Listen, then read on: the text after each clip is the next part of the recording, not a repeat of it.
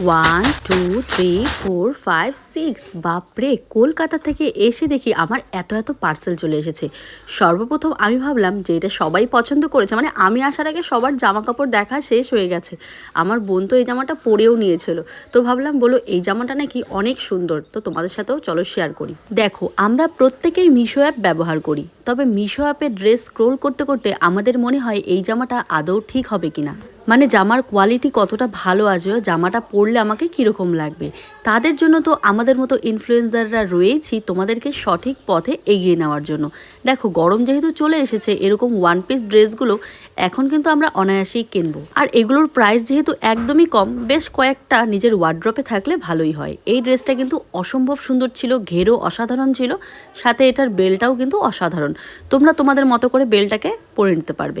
তো চলো নেক্সট আরেকটা ওয়ান পিস আমি নিয়েছি। আমার ওয়ান পিস ড্রেস ভীষণ ভালো লাগে, মানে এই গরমে যে আমি কত কিনি কি বলবো, মানে এদিক সেদিক যাওয়ার জন্য মানে ওয়ান পিস যেমন স্টাইলিশ তেমনটাই সিম্পল। তো চলো এই ড্রেসটা পরে আসা যাক। তোমরা কিন্তু অবশ্যই বলবে কোন ড্রেসটা আমাকে বেশি মানাচ্ছে। এটা তো মানে অত্যন্ত স্টাইলিশ হয়ে গেছে, এটার সাথে একটা শু জুতো পরলে আরও বেশি ভালো লাগবে।